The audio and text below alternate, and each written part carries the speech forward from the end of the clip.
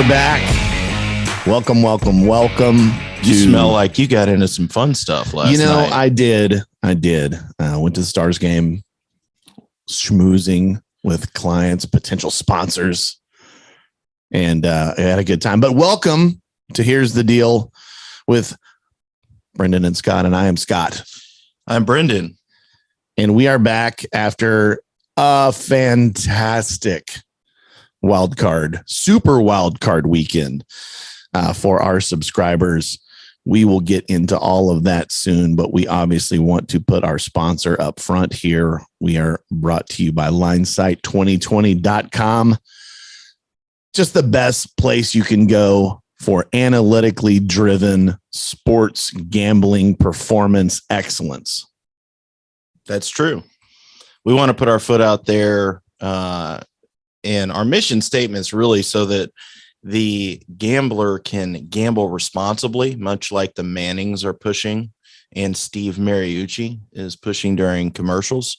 We feel like this is a spot for us to insert what we've been very successful at in terms of creating statistical models and giving that to our subscribers so that they can incrementally increase their dollar amount without going overboard. This isn't about getting rich. It is for big returns, but it's not about getting rich. That's the first thing that I've liked that Steve Mariucci has said is gambling responsibly. I mean, what else has he done? Coached the 49ers. That's terrible. He also coached the Lions. Also terrible. I think that directly led to Matt Stafford. All right. At Linesight2020 on Twitter, at Linesight2020 on Instagram. Hit Linesight2020.com for all of the best gambling content you can find on the interwebs.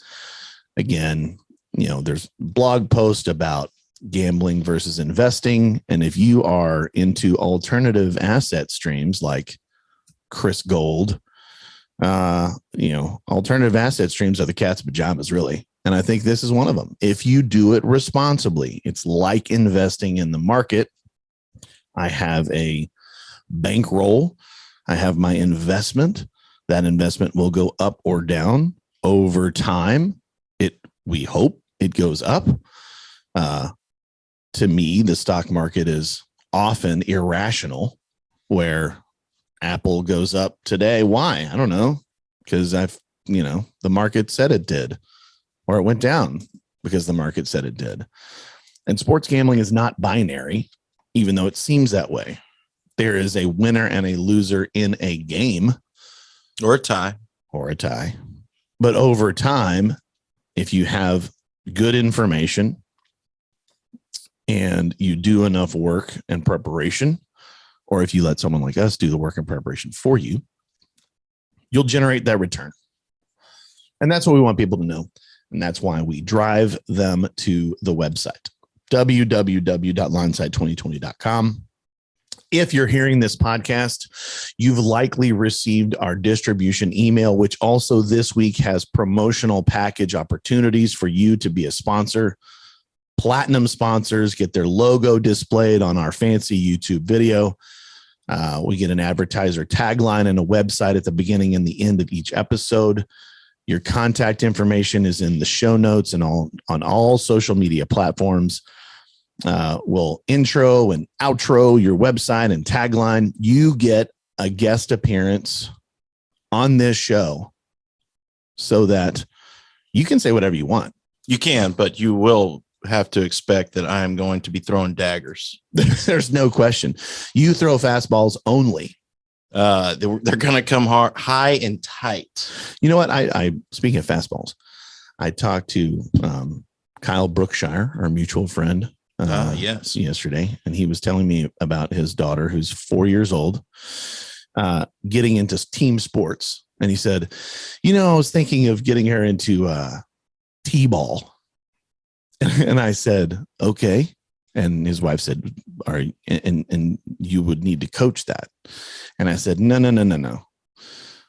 4-year-old girls t-ball. That's what he's going to start with. How do you feel about that? Well, I just don't see why you want to rush into ruining your weekends. I think that all those things can wait. And, you're an adult. Now, this is a first kid, though. Yes. So I get these kinds of mistakes. Listen to me on gambling advice, not on parenting advice. Although I do think that I'm pretty expert in parenting advice, too, as evidenced by my children. But your children are actually really well behaved. They have a tremendous mom. They have, and they have a tremendous amount of respect for your backhand. You will get a 30-second spot in each episode. We will let you create a contest or do a promotion. We'll hit that up on the social media platforms. And then the best version is we will do 4 live podcasts from wherever you want us to do them from. If you are a business that has such items as I consumed last night, we'll go there. We'll do a live podcast from your bar. We'll do a live podcast from your bar mitzvah or your bat mitzvah. I mean, we'll do whatever you want 4 times. Yep. I'll go anywhere. And I think you're going to do an obligation where you wrap your car in the logo. Do a car wrap over there. You know what? Fine. I love it. I'm in. All right. Let's get into the actual business of the day. Let's recap Super Wildcard Weekend, where we got more playoff football than we've ever seen before, including a Monday night football game, which was a little wheels off for me. I don't know. But the performance of Line Sight subscribers, unprecedented. 7-2-1 plus 8.8 units in the Super Wildcard Weekend. We talked a lot last week about dogs winning the day in the wildcard round, but we just didn't handicap that way either. And we don't, we'll look at a trend. We'll say, okay, let's think about it. But in this case, you had 2 teams in Philadelphia and Pittsburgh that should not have been in the playoffs. They're just not good football teams. And so you had 2 blowouts consequently. And we'll get to those, but let's start with Bengals and Raiders. We had Bengals minus 5.5 for 2 units on the site. What were your takeaways from that game? Really just the Raiders didn't have enough left in the tank. They looked exhausted. And Cincinnati was fairly workmanlike. I didn't think they did anything super spectacular, but it was the, first playoff game they've had in Cincinnati in a long time. And, it was sort of a ho-hum game for me to watch. And I came away thinking, who's going to be the next Raiders coach? That was my biggest takeaway from it, because I think that the players really like playing for that guy. I think Rich Bisaccia is like the Ed Orgeron of the NFL. Go Raiders. Maybe Ed Orgeron will be the next coach. But he's taken over a couple of times at a couple of different places, and people really like playing for him, but he doesn't kind of win that much. And so he'll go back to his special teams job, or maybe he likes a special teams job. I don't know. The longer that they don't name a head coach, the easier it might be just to keep him there. David Culley. Who's that? He's the overpaid and fired Houston Texans coach, which we'll talk about that in the coaching carousel, I think, coming up. My takeaway from the game was, and we'll talk about this as well, but it's a little tease ahead. Bengals defense was really just not good. They did enough to win. Joe Burrow, I'm still in love. He's still fantastic. The inadvertent whistle play was extended, and what a great throw right before he steps out of bounds. The inadvertent whistle to me is whatever, that it didn't matter. It was a 10th of a second before he caught the ball when the whistle was blown. No one stops playing in the NFL. Hell, half of them keep playing after the whistle. That's right. And so it didn't really matter, but good win for us. Bills and Patriots on Saturday night. So cold. The amount of smoke coming from these guys' mouths when I love that view of the offense and the defensive line, and it's just like filled with smoke in between them. It just feels like football weather. But we had Bills -4 for 1 unit. We had under 44 for 1 unit. That was one of our 2 losses on the weekend, as the Bills beat the total by themselves. And I don't think that was expected in a third matchup against Bill Belichick to give up 47 points to an opponent. How'd you like that game? The thing that I kept coming back to is Bill Belichick's son, who is the defensive coordinator, is his face going to get stuck in this cold, frigid weather with all those gestations they make, as though he's got more tobacco in his mouth than he knows what to do with. His tongue will get stuck to his face like the kid in A Christmas Story stuck his tongue to the pole. That's right. That's that very similar to that. But the Bills look like the real deal. What's great is that we're going to overinflate. The market's going to overinflate the Bills this week as they go to Arrowhead, because they're fresh off a 30-point beatdown of their division rivals and Bill Belichick. It was a fun first half to watch, because the Bills were that was impressive. It's always good to watch people be dynamite at their craft. And you knew the writing was on the wall really early in this one.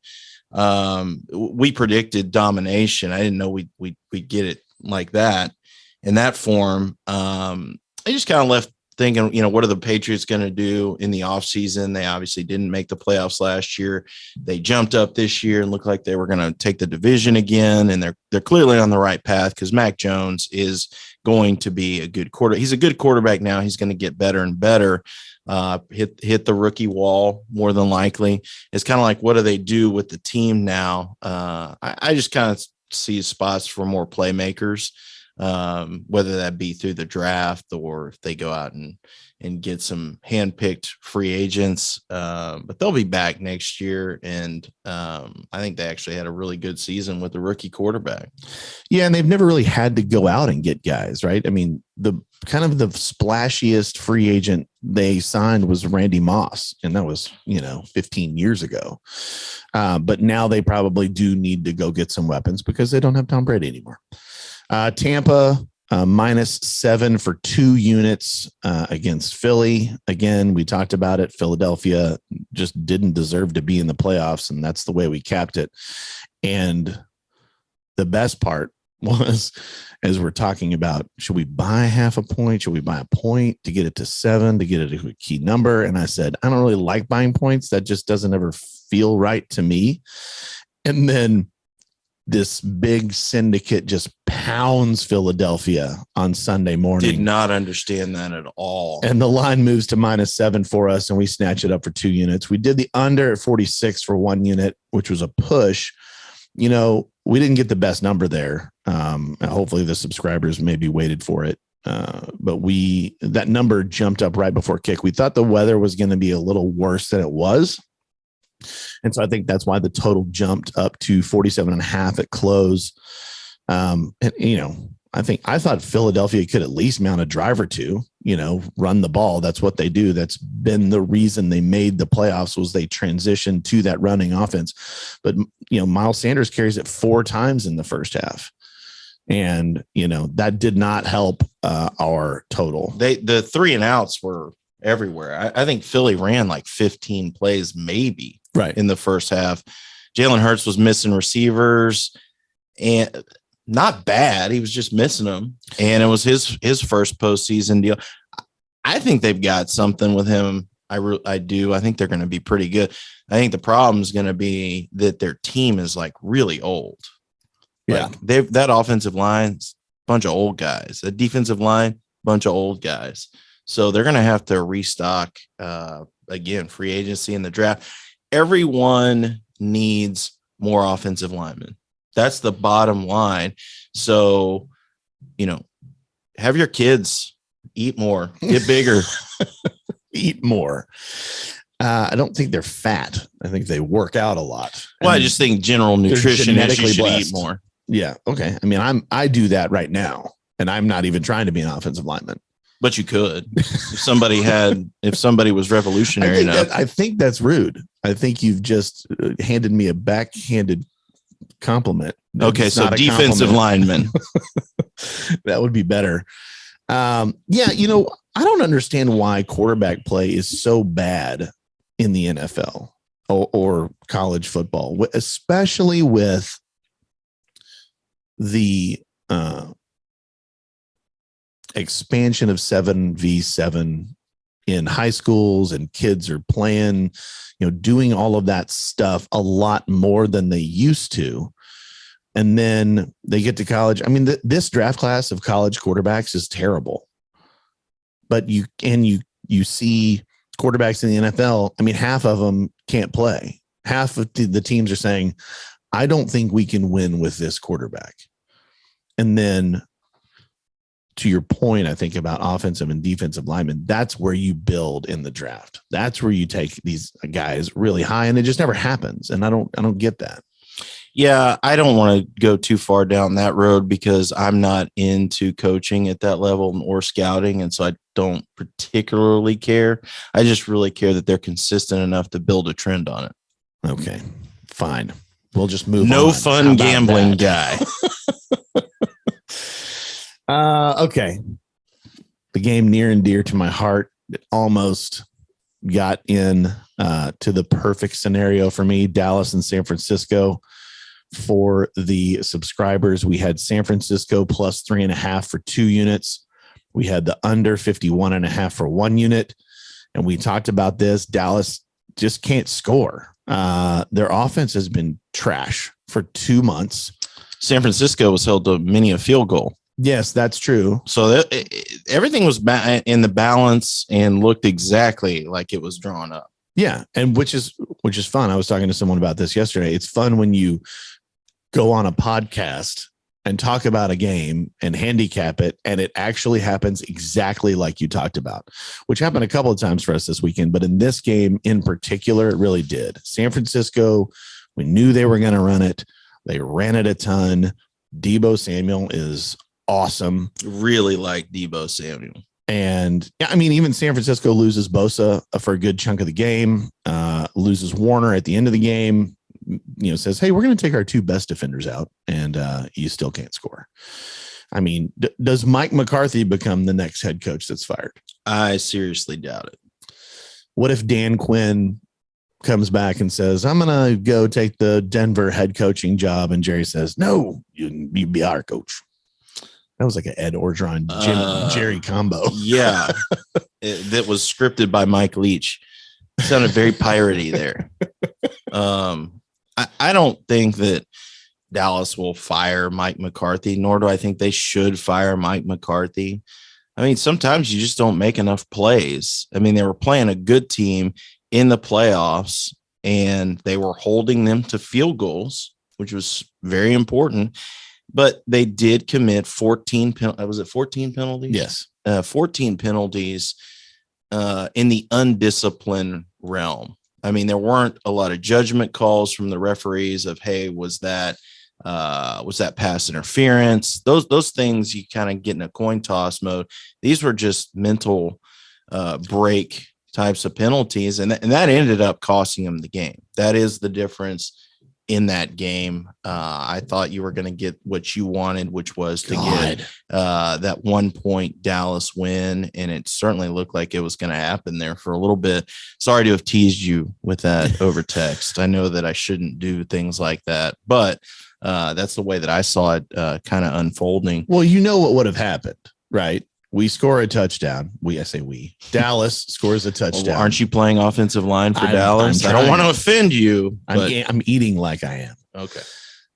Dallas scores a touchdown, and then Zerline misses the extra point, and we go to overtime and we lose the game, or, and not we as in Dallas, more like we as in us. Okay. But I really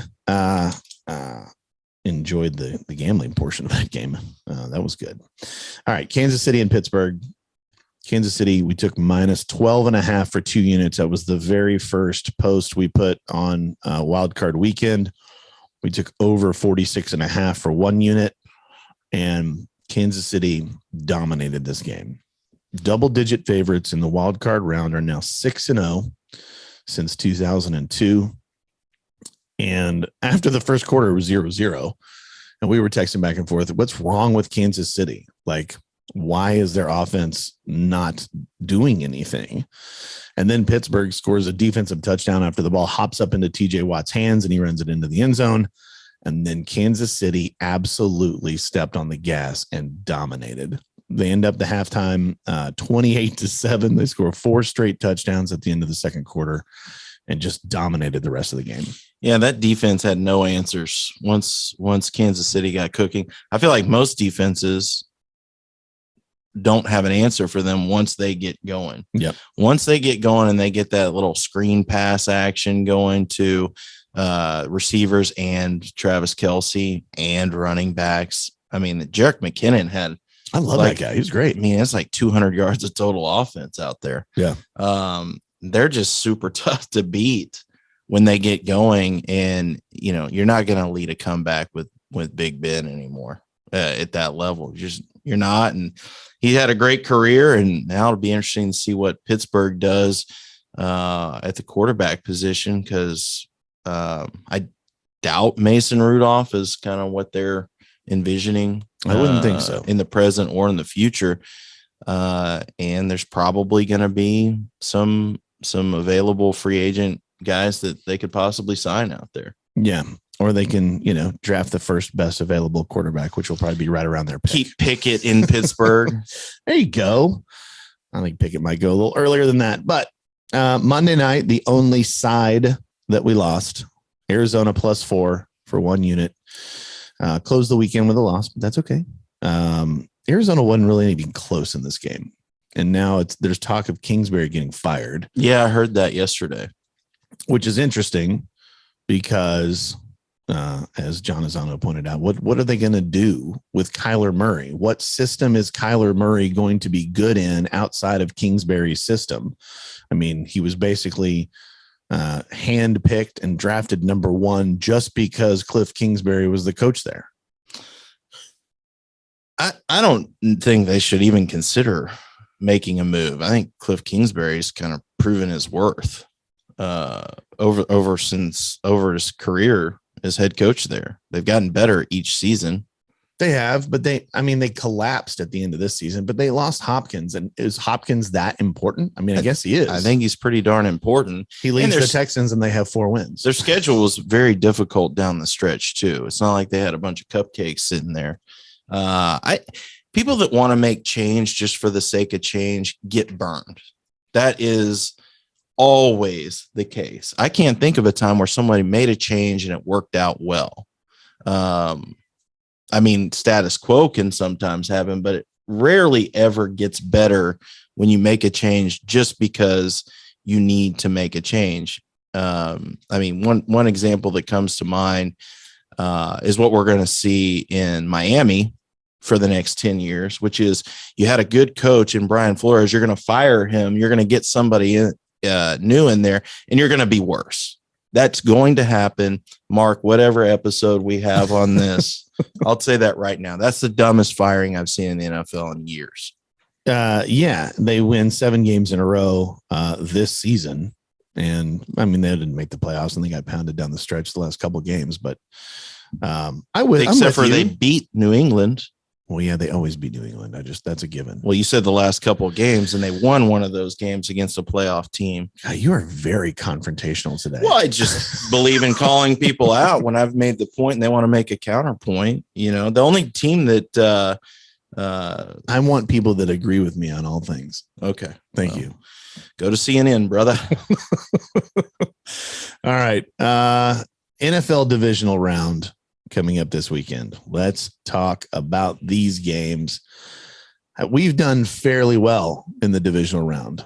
Do you have those stats on you? I don't have them on me. I know that was that 3 years ago, we were plus 23 units in the divisional round. That was amazing. Now we were jacking up some big numbers because it just so happened that the analytics were kind of off the charts in certain matchups. We just got the the creme de la creme of the matchup. So that will not happen again. I almost don't even see a scenario where that would happen. But we have been, I don't think we've lost a divisional round weekend in the playoffs in probably 6 or 7 years. So yeah, I'm looking it up here. 2 years ago, 3-3, 3-3-1 in the divisional round, plus 2.9 units. Last year, 2-2 in the divisional round, plus 0.4 units. And then 3 years ago, 6-2, 23 units up. Very strong in the divisional round. So get into the website, www.linesight2020.com, and subscribe so you can get the actual picks. But we are going to talk about the games here, and we have the first one up on Saturday afternoon, Bengals at Titans. Titans minus 3.5, totals 47. This game opened at minus 6.5 and just immediately got pounded into oblivion. 6.5. I didn't even see that. It did. You're sure about that? I'm 100% positive. Wow. But that's fine because I think we like the Titans in this scenario. Even though I still love Joe Burrow. But like we talked about, that defense did not look good. Josh Jacobs ran all over him. Now we get a 100%. I'm going to say 85%. I'm going to say it's over 90%, but a full Derrick Henry this year when he played, 2 wins over the Colts. I'm still not sure how they missed the playoffs. Yeah, that's crazy. They lost to Jacksonville. That still messes with me. And wins over the Chiefs and the Bills with a healthy Derrick Henry. He makes all the difference in the world. Several examples, second half of the season when he was absent, Ryan Tannehill doesn't really inspire any sort of fear in any defenses. They lost a handful of games. They're the number 1 seed in the AFC. I know that's still crazy too. The Colts and the Titans, two mysteries coming out of the AFC South. But one of the things that the Bengals don't do in addition to their suspect defense, they don't run the ball enough. Yeah. Like Joe Mixon is a great running back in today's game. And I say that because he's no Emmitt Smith. He's no Jerome Bettis. He's no bus Jamal Lewis, those types of runners. But I mean, they'll give him the ball sometimes. I don't know why, 30 times a game. Mm-hmm.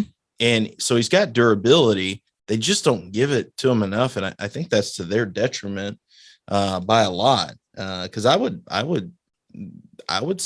make this game boring and clock chewing for them to have a chance. Because I do know that Vrabel's going to absolutely sell out to hammer Jamar Chase off the line of scrimmage and put tons of pressure on Joe Burrow. Yeah, and I think for all the press that Zach Taylor's getting for Coach of the Year, he's not that great. I mean, historically, he's not been a super in-game prepared or X's and O's guy, and Vrabel is that guy. I mean, I think we've seen Mike Vrabel put his skins on the wall for the last several years with Tennessee. Yeah, I just want to get him some sort of ice compression for that eye that's just always bulging out of his head. I mean, I've got bags under my eyes, but that guy looked like he just went 12 rounds with what's the guy's name? Jake Paul. Yeah, that's a guy. Is that the new sensation of entertainment? Yes. Disguised in a boxing ring. Good Lord. I never thought Jake Paul would come up on our podcast. I'll have him on though. If he wants, we'll give him the forum. That's a hard pass over here. All right. 49ers at Packers Saturday night. Packers -6, totals 47.5. This one opened at -5.5, got a little bump up to -6. And I think part of that is Jimmy G has a sore shoulder. Fred Warner is kind of a maybe with a knee injury at the end of the Cowboys game. And the Packers are getting a ton of people back. Well, Everybody's still going to write Disney scripts about how hard it is to win at Lambeau Field. And the numbers don't really bear that out. Yep. Yeah, it's cold. But these are grown men, and they have heated floors at Lambeau Field. The grass so is grown, tough men need heated floors. Well, I think everybody needs a heated floor. It doesn't matter if you're female or male, or if you're tough or not tough. I think a heated floor is a nice thing to have so you don't slip on ice. But Lambeau Field is not as daunting as most believe. And San Francisco has played in cold weather before. And this game's going to be, can Devontae Adams like torch that 49ers secondary? He's certainly capable of it, but is San Francisco going to be able to slow him down? When Aaron Rodgers gets frustrated, and when he is frustrated because he, does that sort of eye flip thing, and he gets sort of in the face of other players on his team, I think they can be had and lose outright. They played. I see this game kind of coming down a little bit like the Cleveland game on Christmas Day. Cleveland goes into Lambeau Field and loses by 2 points, but we're kind of in a little bit of control in that game with a banged up quarterback who is, I would rank Baker pretty much right there with Jimmy G. Good defensive units on each side. That was a 2-point game. Yeah, Green Bay came away with a win, but hold on. Jimmy G's better than Baker Mayfield. Well, I put them in the same pool. Like, they're hanging out at the same places. Jimmy G's had a way better year this year, though. Yeah, he has had a better year this year. Baker was hurt a little bit, but he was not good this year. But it's still a coaching, from a coaching perspective. Shanahan, Stefanski, they both get timid when they give too much control to either one of these guys. It's a psychology thing that I believe that they're bringing into the game, and I just think that Shanahan's creativity. I think San Francisco is going to beat Green Bay. Okay. Green Bay, like I said, getting back a bunch of people. David Bakhtiari is coming back, which will help with Joey Bosa wrecking shop in the backfield. Josh Myers is back. They both came back week 18, so they at least have one game under their belts. Jair Alexander will be back. Zadarius Smith, Randall Cobb, Billy Turner, and Whitney Merciless. They could all be playing.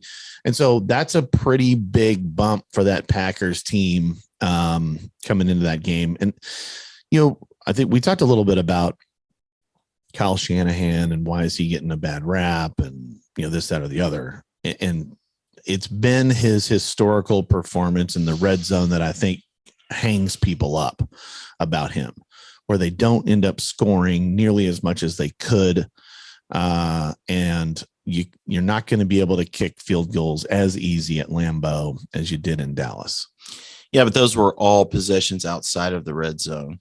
Maybe one was inside the red zone. I think that his commitment to running the ball is going to increase that. Plus, George Kittle, I think he had one catch. Yeah, that's weird. And it was in the fourth quarter. And at no point did San Francisco trail in that game. Right.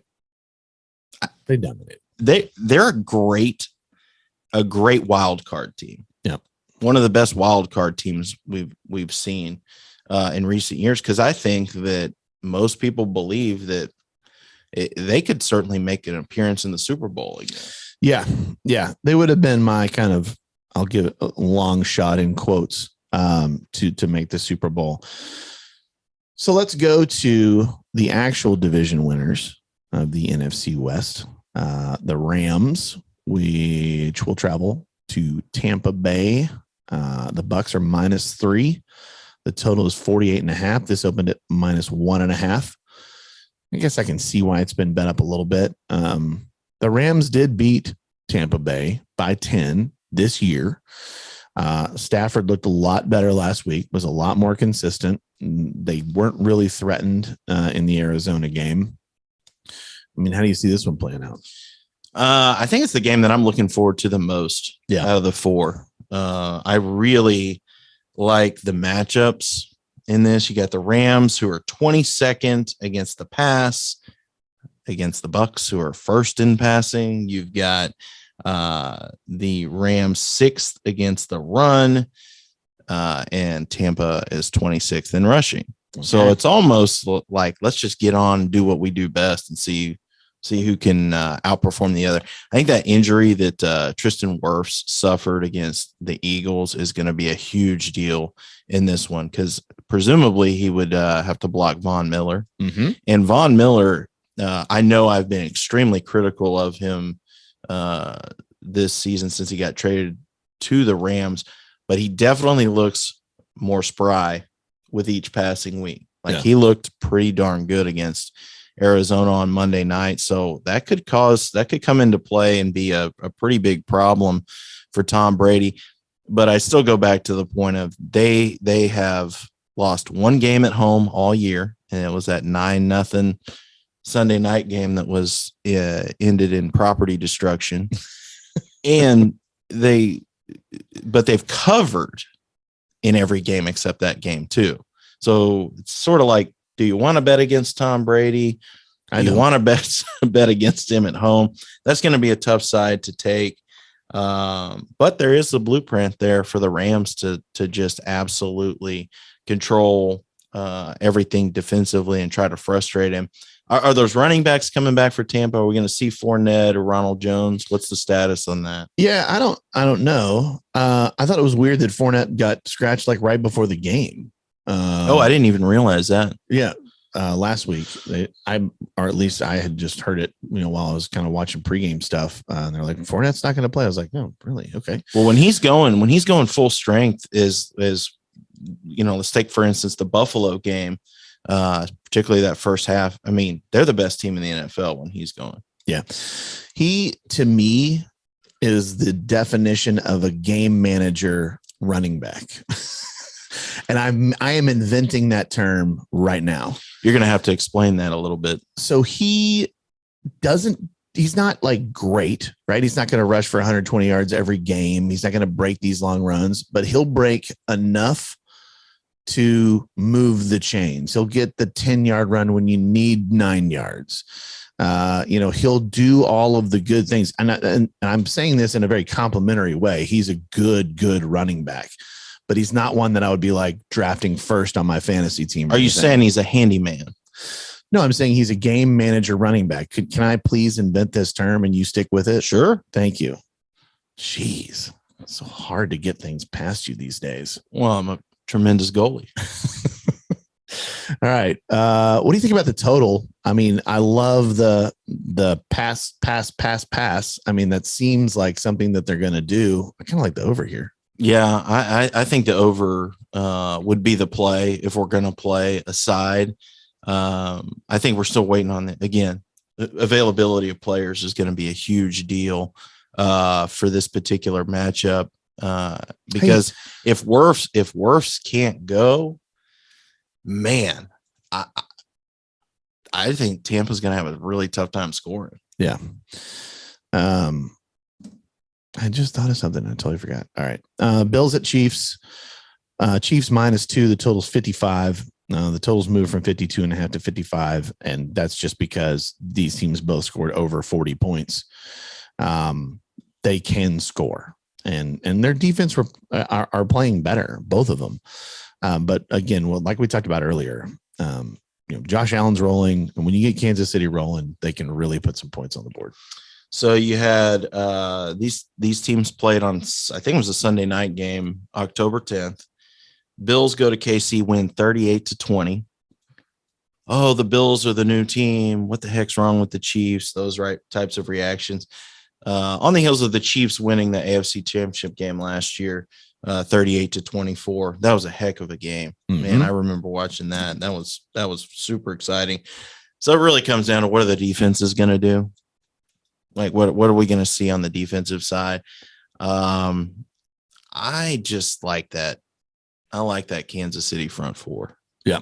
Chris Jones is great. I think that they are super disruptive. I really like Okafor coming in pass rushing situations, probably to disrupt Josh Allen. And it's really who are the Chiefs going to put on spy duty for Josh Allen? Because if you can neutralize him, you're probably going to win the game. If you can't, you're probably going to lose the game. Yep. I think he threw for 315 in that earlier season meeting and ran for like 70 yards. Yeah, he's awesome. Yeah, I like him a ton. So much better than I thought he was ever going to be. You were jaded by his Wyoming. I was jaded by his Wyoming college days, his lack of accuracy, and the historical performance of quarterbacks who aren't accurate in college is not great in the NFL. But man, he has absolutely turned it around. He's got a cannon. He can throw it about 1,000 yards off his back foot, and he can run it. Yep, he's got it all. All right. We talked a little bit about coaching in terms of, it's weird that playoff teams coaches are being talked about as getting fired in McCarthy and Kingsbury.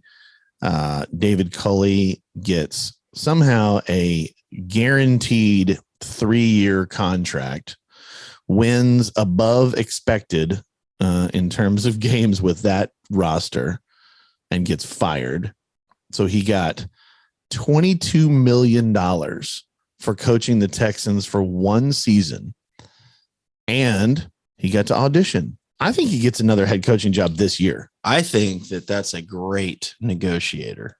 That's what I think. He has a really I want good that agent. deal. Yes. The next smart thing Houston does will be the first. Well, they've got Littlefinger, Jack Easterby behind the scenes, toying with Nick Caserio. They all came from New England. And the back channeling and the behind the scenes stuff that Easterby does has always been in question. I think it's why Brady and Belichick ended up breaking up. I don't know enough about all these personalities that are pulling strings over there. And coaching changes in the NFL offer no excitement for me. So you just want to talk about gambling? No, I like to talk about plenty of other things, but nothing excites me about coaching hires in the NFL. I mean, I just don't care. If you're a college, you're talking about recruiting and being able to really influence in personality. In the NFL, you've got a salary cap, you've got draft picks, and you've got, guys getting paid more than you. Of course, college is probably going to see that before too long. But based on what we know right now, it's nothing. And it's not even the news cycle for me to contemplate on which coaches are going to go where in the NFL, because they all interview for the same openings. And then it really comes down to, is this guy going to take us where we want to be in 2 years? Well, I think that's true. I think it comes back to gambling eventually when you say lots of retread coaches in the NFL, lots of guys that won, got fired, went somewhere else, and lots of guys that didn't win at places and then get hired somehow. I think it's fascinating. I think the NFL coaching is fascinating because it makes almost no sense. And especially like coordinators. So I was thinking about this. I'm going to do this for one more minute and then you can talk about gambling. Okay, buddy? All right. Deal. Guys that are good, really good coordinators. Dan Quinn being one. Dan Quinn will likely get a head coaching job. He was not a great head coach. I mean, he went to the Super Bowl. I know. He lost the Super Bowl in very flame-burning fashion. Still covered. I don't think they did cover. They did cover. Oh, okay. But they go be head coaches, right? Josh McDaniels is a good answer, a good example as well. He was a great offensive coordinator, still is, for New England. He went to be a head coach, terrible. Todd Bowles went to be a head coach, terrible. Great defensive coordinator. So my question really is, how do these guys, why don't they just stay as coordinators? They'll make plenty of money. So Dan Quinn's case, Jerry will throw all the money in the world at him. There's no salary cap for coaches, but they just have that ego and they want the credit. They want the challenge. I mean, I wanted to go from being a boyfriend to a husband. I didn't want to stay a boyfriend my whole my whole And life. you don't want to go back to being a boyfriend. I definitely don't want to go back to being a Oh, boyfriend. that's good. All right, fine. You want to talk about gambling? Why don't you take us to the PGA Tour? Okay, I will. That's fun. Let's go to the PGA Tour. We are going to be publishing some picks in about 3 weeks. 2 weeks. 2 weeks at the AT&T Pebble Beach Pro-Am. Got lots of Justin Timberlake versus Bill Murray. Ray Romano. Everybody loves Ray. He does. They do. And give me a little recap of what we've seen so far. We've had You got Cam Smith with no hygiene improvements. Good Lord, his hair is horrible. His mustache. It's all bad. His mustache is in its own realm of disgusting. Yeah. It makes his mouth look longer. Like it's a bridge from one jaw to the other. It does something on the y-axis. Okay. That just it bothers me to watch him play golf. But he's real good at it. He is real good at it. He wins the first tournament of the year, the Tournament of Champions. He shoots the lowest score under par in any PGA tournament in history. And then Hideki Matsuyama wins last week. Is that correct? Yep, he did. And then I guess the main thing was, what did he fire? A 3-wood from like 270 yards within like 3 feet of the cup. Yes, I did hear he's the first Asian to win in Hawaii ever, I think. Huh. Certainly since 1941. Did he get laid? Probably. I don't know. So you want to talk about that, but you don't want to talk about NFL coaches. Well, I was talking about customs in Hawaii. Oh, I got you. Laid. Yes. With a flower thing. Yep. Okay. Then yes, he definitely did that, because if you go to Hawaii, you do that often. All right, let's talk pre AT&T. What do you got? Well, this week they're going to the American Express Championship in La Quinta, California. Because we're about to hit that California West Coast swing. Siwoo Kim, defending champ, really likes Siwoo Kim. He was tremendous last year. I mean, always in contention. Can hit those iron. That's the thing about the golfers these days who are, consistently in the top 10s. Those approach shots are everything. Colin Morikawa. I mean, they really are. Yep. If that second shot is fantastic, you are playing on Sunday afternoon late. Yeah, Colin Morikawa is a terrible putter, yet he wins a lot of tournaments because he hits it close. His iron play is the best on tour. Yep, I will agree with that. But yeah, we will have. I guess we will start launching our golf picks 2 weeks from now in preparation for that tournament. And then it'll be a long season, but it'll be a good season because, like I said, this will be our first year to ever release golf picks on Linesight 2020. But the incubation period of no sports was that 2 years ago? Except golf really provided time and good statistical breakdown for solid bets. Yeah, to make a model. And we tried modeling table tennis at the same time, but that didn't work out so well. So we'll stick with golf, and we will publish those picks on www.linesight2020.com for our subscribers here in a couple weeks. Now let's go to the hardwood, and we'll discuss a little bit of college hoops. Texas loses last night to Kansas State. Good gosh, I don't understand that team. Double-digit favorite. It's ridiculous. But we've had quite the 2 weeks here in college basketball. What's our standing at currently? After last night, we rolled to 83, 69, and 3 for plus 7.95 units. We are trending very, very well. Our goal, of course, is to be at double digits up by the end of January. So we are in good shape there. Had a 4-4 last night. Those happen. You got a lot of games out there. Some break your way, some don't. So tonight, we've got a big game with LSU visiting Alabama. Alabama's kind of on a slide. They have not looked really good, and we've been pretty high on them. Almost pulled the trigger on a futures with them, but have backed off on that simply because they've been on a slide. So for you people out there, that is going to increase their value holding a ticket in March, assuming they make it there. Well, speaking of Alabama, Richardson High School beat Lake Highlands High School last night in a battle of top 10 schools in the state.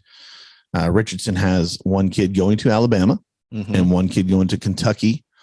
Lake Highlands has the third ranked sophomore in the country who recently received an offer from Kansas.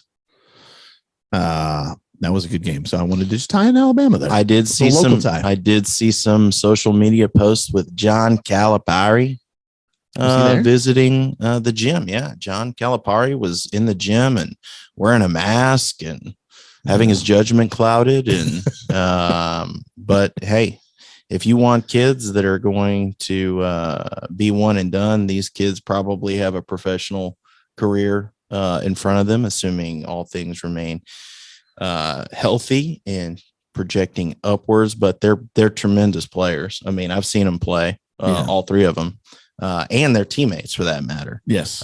This is high school basketball quality in Texas is on the rise by a lot.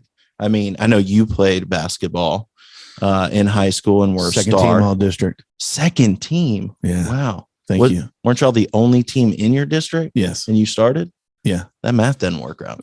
That's awesome though. So it's a different day in high school basketball than it was 25 years ago. Well, I had not been to a high school basketball game in a long time.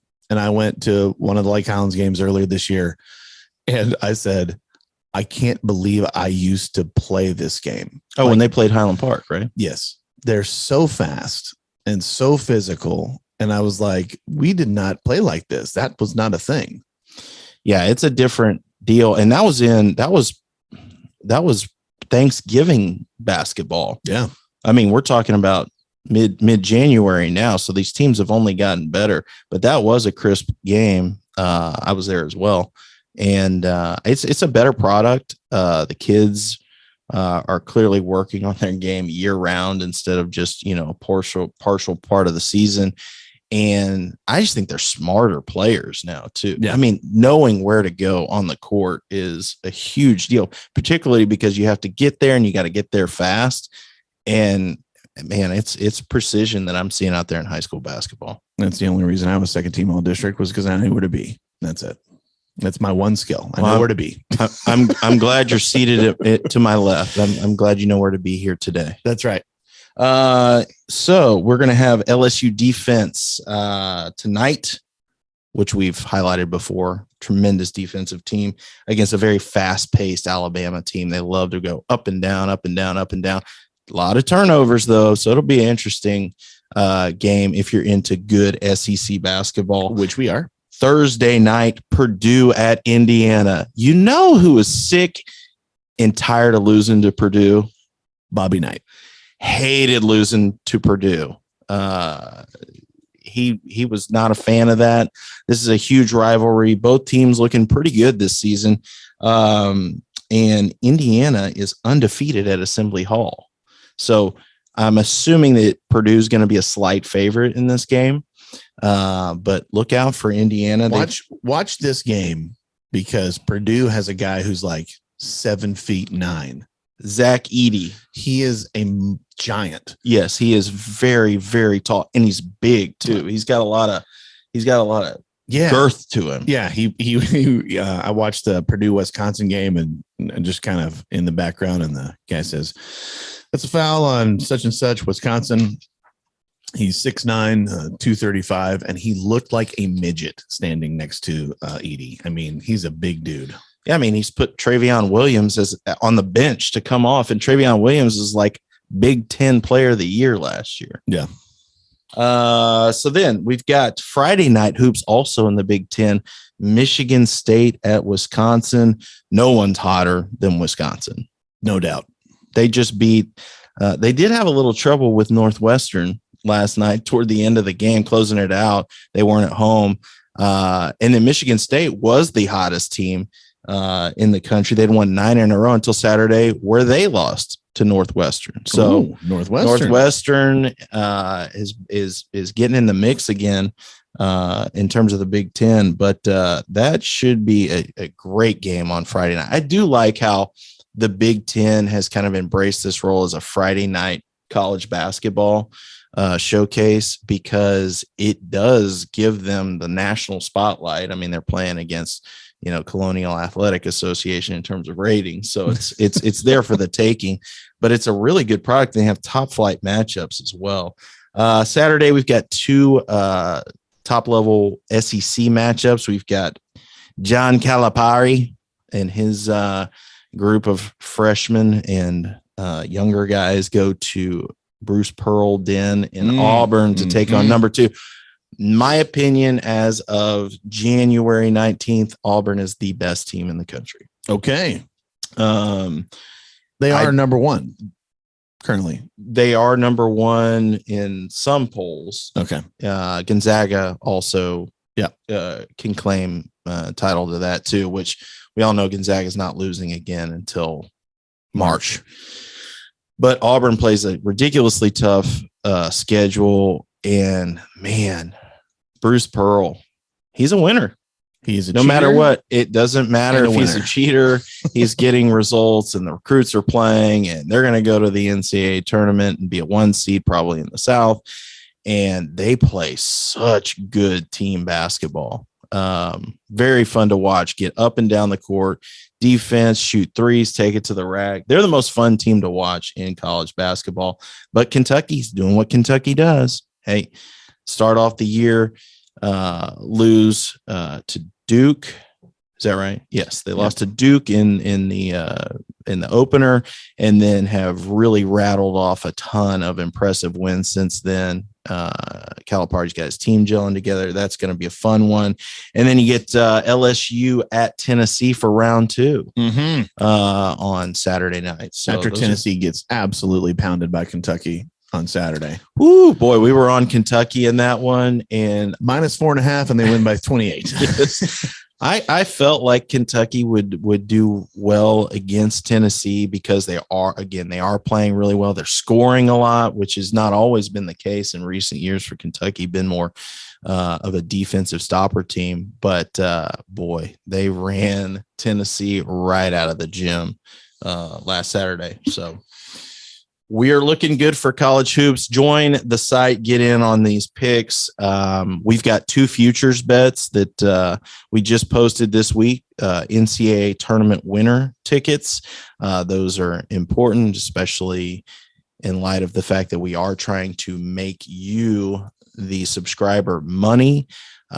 These are good odds on teams winning the tournament, and we're almost dead certain they will get a invitation to the tournament, and then you can have Hedge Festoramathon as we dictate moving forward. Because we end up with the 200 to 1s and the really long shots, but we think you're getting to the second weekend, and that makes that hedging opportunity so much better. I remember we won a ton of money on North Carolina years ago, and that was based on a future, and when they weren't terrible and they won the national championship.